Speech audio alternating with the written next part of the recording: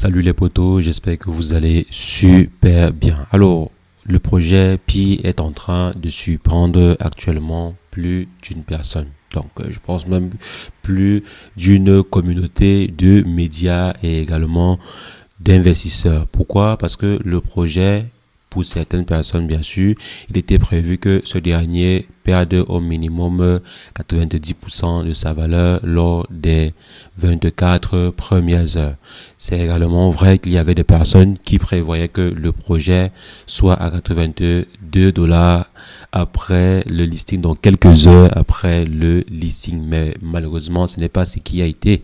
Donc, comme je vous avais dit dans la précédente vidéo, le marché n'était pas aussi propice à une explosion jusqu'à 10 $ ou bien 80 $ en juste quelques heures. Donc ce n'est pas normal, ce n'était pas en fait possible que le projet atteigne ce niveau. Mais lorsque le marché a chuté jusqu'à 80 centimes voire 70 centimes, des médias comme Cryptographe, donc c'est un média, on va dire en général c'est un média, ont commencé à décrier la fébrilité du projet. Comme vous voyez par exemple à l'écran, donc les grands médias bien sûr, ont commencé à décrier le projet. Donc actuellement, si comme je disais, le projet est en train de les surprendre, également de surprendre certaines communautés avec une performance de près de 70% voire 75% en l'espace de 24 heures. Le projet a récupéré jusqu'à être en train actuellement aussi de presque dépasser son prix stable qu'il avait eu par exemple, je crois, 1 heure ou 2 heures après son listing. C'est déjà pas mal et on est en train de continuer ici en performance. Et quand je vois la performance, si par rapport à une performance moyenne du marché, les amis, bon, il n'y a pas tellement de projets actuellement qui est en train d'avoir une performance de 80% en juste 24 heures. C'est vrai aussi qu'on va dire, c'est normal parce que le projet, juste quelques heures, était en train de perdre 70% en l'espace de 24 heures. Donc, ils sont simplement en train de récupérer ce qu'ils ont perdu. Et c'est tout à fait normal. Pourquoi? On va voir cela ensemble dans cette vidéo. On va décortiquer ensemble l'actualité autour de ce projet dans cette vidéo et aussi ce que la team a eu à mettre en avant pour pouvoir redonner confiance aux investisseurs. Parce que mine de rien, tant qu'il n'y a pas de confiance, les investisseurs ne vont pas réellement investir massivement dans le projet. Donc on va voir ce qui a redonné également confiance aux investisseurs venant de la team derrière le projet en question. On va décortiquer l'actualité autour de ce projet dans cette vidéo. Si jamais c'est la première fois que vous passez par ici, régulièrement nous faisons de superbes vidéos sur le décryptage du crypto. Et si jamais cette thématique, les amis, vous intéresse, n'hésitez pas, abonnez-vous. Alors les amis, comme je disais, aujourd'hui on va s'intéresser à l'actualité autour du projet Pi. Donc déjà le listing, pour certains c'était une réussite, pour d'autres ce n'était pas une réussite parce qu'ils ont perdu 6 mois à miner du Pi sur l'application, et surtout ceux qui ont commencé à miner très récemment. Parce que ceux qui ont commencé à miner très récemment, s'ils n'ont pas miné énormément de crypto. Donc, il y a ceux qui ont réussi uniquement à miner juste 2 cryptos, d'autres 3 cryptos, d'autres 4 cryptos. Et c'est aussi la raison pour laquelle on a commencé à voir à un moment donné des personnes qui spéculaient sur un Pi à 100 000 $, un Pi à 300 000 $, parce que ces derniers mesuraient en fait l'effort qu'ils ont eu à mettre en avant et ils se disaient que non.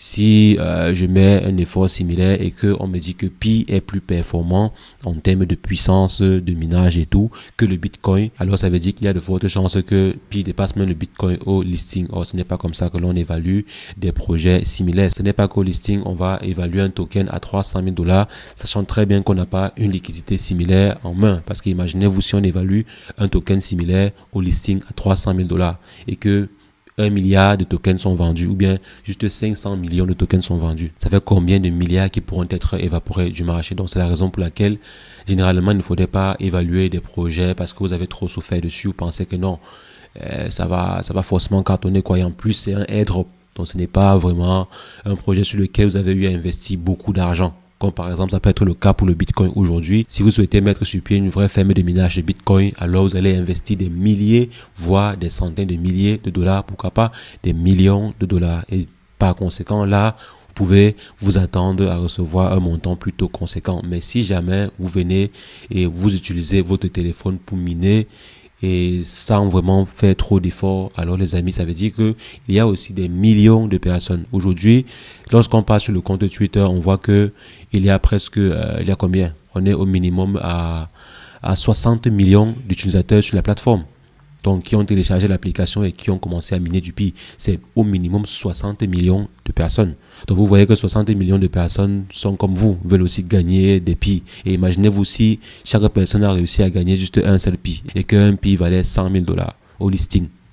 Les amis, vous-même, soyons sérieux. Donc là, c'était juste pour clore le débat par rapport à un Pi listé à un prix très élevé et aussi par rapport à ces personnes-là qui espéraient que le listing soit à 100, 500, 1000 $ ou 2000 $. Donc moi, je considère que le listing de ce projet a été plutôt une réussite au vu du nombre de tokens qui étaient en disposition, mais qui sera à disposition. Parce qu'on va aussi nommer un prix en fonction du token à disposition. On est à plus de 100 milliards de tokens si je ne me trompe pas. Donc c'est énorme. C'est vrai que ces 100 milliards ne sont pas directement sur le marché, mais déjà avoir 100 milliards de total supply, c'est pas peu. Donc avoir un listing à un prix avoisinant les 1 $, c'est plutôt intéressant. Donc j'aime souvent bien dire qu'il faut comparer par exemple à ces projets de tap to earn qu'on a eu à voir sur Telegram pour un peu mettre en perspective les différents prix au listing et également la total supply qui allait avec. Donc les amis, c'est un peu ça. Et maintenant, généralement après le listing, dans la plupart des airdrops, ce n'est pas une nouveauté. Alors maintenant, par rapport à la correction que l'on a eu à voir sur le projet en début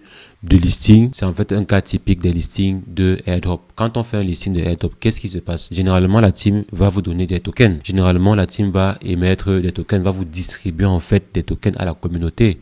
Et comme on connaît que la communauté, c'est pas tout le monde qui a la vision qu'il faut conserver pour que le token prenne de la valeur et tout ce qui va avec. Généralement, presque 62%, voire même 80% des personnes, qu'est-ce qu'elles vont faire? Elles vont vendre au minimum une partie. Donc au minimum, elles vont vendre 50%, d'autres vont vendre 100%, d'autres vont vendre juste 40%, mais il y a au minimum 60%, voire même plus des personnes qui vont vendre après avoir reçu des tokens lors d'un airdrop. Donc c'est en fait une donnée générale. Donc ce n'est pas un truc particulier à Pi ou bien à Hamster Combat ou je ne sais quoi. Donc si vous essayez de prendre les 100 derniers airdrops, vous allez voir que les courbes en général sont similaires. Pour des projets très performants, même c'est juste quelques heures. Donc il y a une correction de quelques heures et ensuite, allez, on reprend avec la courbe.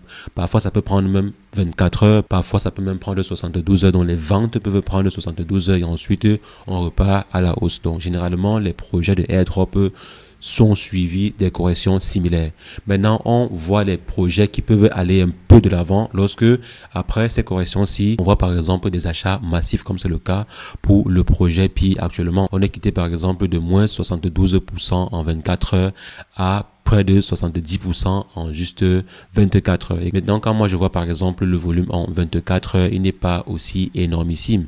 Ça veut dire par exemple que les investisseurs ne sont pas les grosses baleines, ne sont même pas encore sur le projet. Pour l'instant, ce sont juste les investissements soit de la team, soit du réseau de la team.